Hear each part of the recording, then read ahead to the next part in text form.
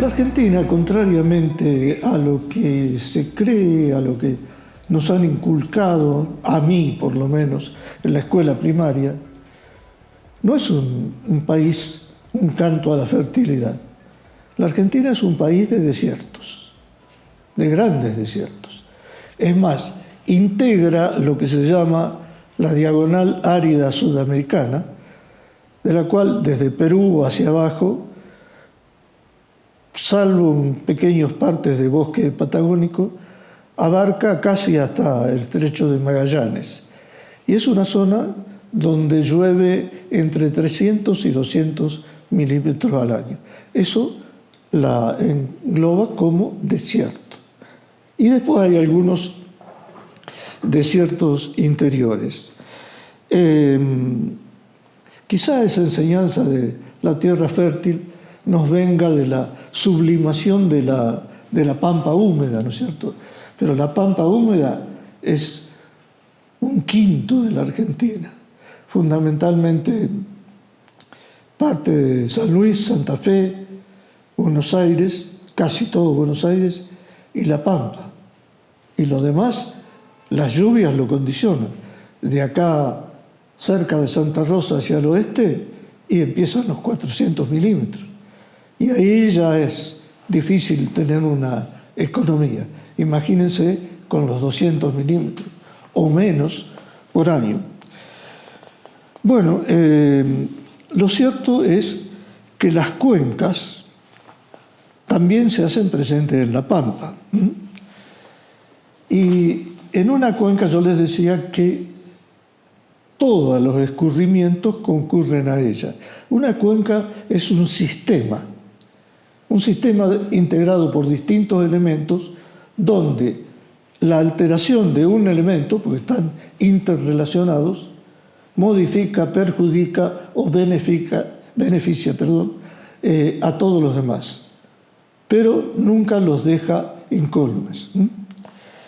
Y en La Pampa tenemos un gran sector de la cuenca más grande de las que se desarrollan íntegramente en la Argentina. De todas las de la Argentina, nada más, en La Pampa está el sector terminal. Es la cuenca llamada Desaguadero Salado Chadilobú Curacó. Esa abundancia de nombres se explica porque tiene 1000 kilómetros de largo. Y originariamente, antes de que la mano del hombre la perjudicara, desembocaba en el río Colorado. Y fíjense ustedes qué triste paradoja, ¿no?, para el país. Originariamente el desaguadero salado Chadilobú Curacó traía más agua que el río Colorado. Tenía alrededor de 230 metros cúbicos por segundo. Y el Colorado tiene la media, estamos hablando de promedios, 147. Además, el desaguadero, el salado, desaguadero es el nombre que tenía más arriba, el primer nombre, tenía una particularidad. Al llegar a La Pampa, junto con su último afluente, el Atuel, ya después van a ver las imágenes que aclaran estos conceptos, junto con su último afluente, que era el Atuel, formaba un humedal compuesto de pantanos, lagunas, barriales, pero fundamentalmente bañados, del orden de los 4.000 kilómetros cuadrados en los departamentos Chicalcó, Chalileo, Limay y Maguida. Puelches también, pero ahí ya no había tantos bañados. ¿Se imaginan que son 4.000 kilómetros cuadrados? Era una diagonal que empezaba en Mendoza, del orden de los 300 kilómetros, entraba en La Pampa, por un ancho medio mínimo de 10 kilómetros. y máximo de 50, 60.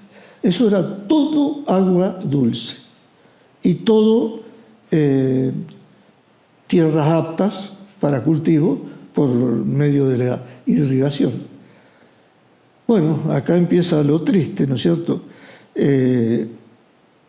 Empezaron a captar aguas arriba, sin ton ni son.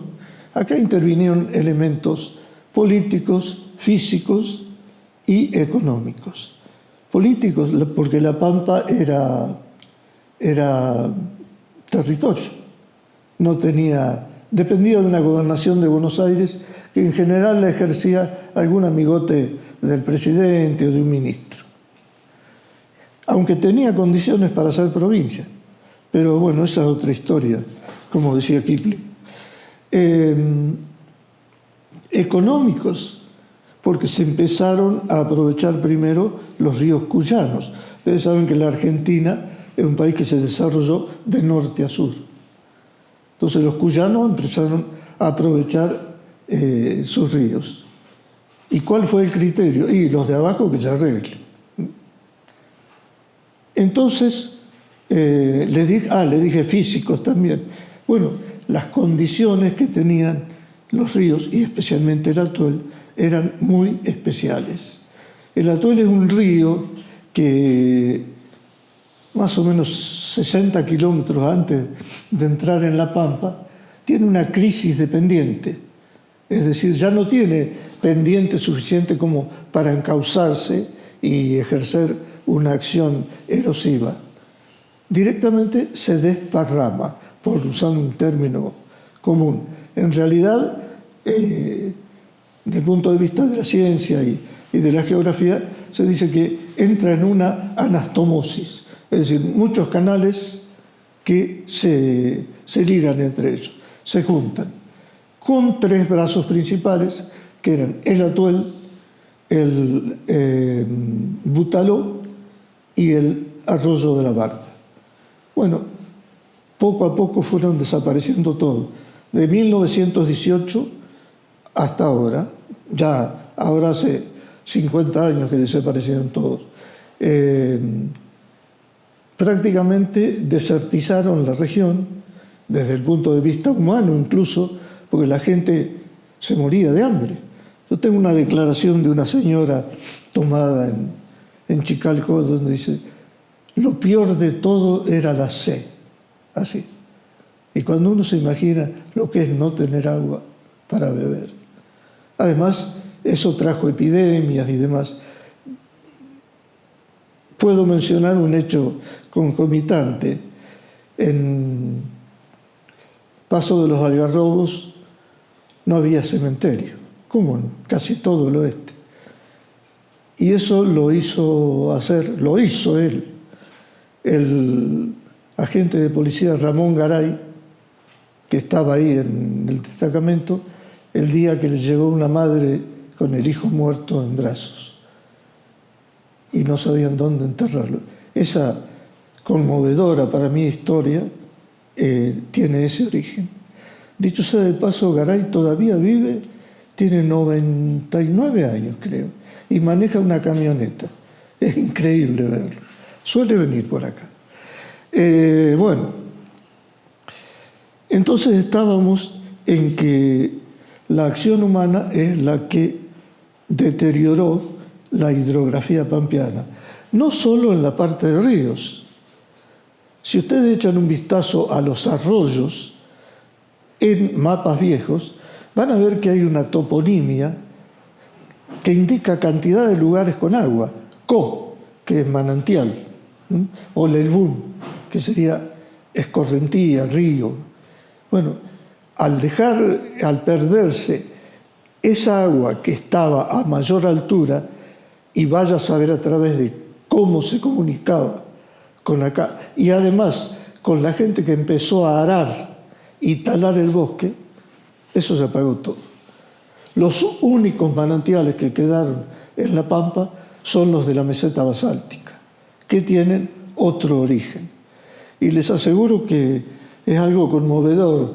Los chicos de historia de la universidad que fueron a visitar la zona me decían que lo que a ellos los impactó es ver aparecer el chorro de agua de entre la piedra. Y es una experiencia, por cierto. Es lo único que nos quedó como para hacer grandes explotaciones. Después el agua subterránea, pero que es otra cosa mucho más cara de producir. Y algunas ideas que, bueno, va a llevar su tiempo concretarlas. Quiero cerrar con 3 ejemplos que hacen a la política que yo entiendo y quiero transmitirles que tiene el país con respecto al agua. La Argentina en algún momento pensó grandes obras. Una de ellas, la que concibió en 1905 el ingeniero Emilio Frey, de hacer un canal que conectara la laguna La Colorada Grande, acá en el sur de La Pampa, con el Océano Atlántico. ¿Cómo y por qué? Bueno, el océano está cerca, relativamente, debe haber 80 kilómetros. ¿Y por qué? Porque la Colorada Grande es una depresión de 40 metros de profundidad con respecto al mar. Así que uniéndolos se llenaba la laguna y se podía establecer una salida al océano de toda la producción de la pampa nuestra, la húmeda y la semiárida.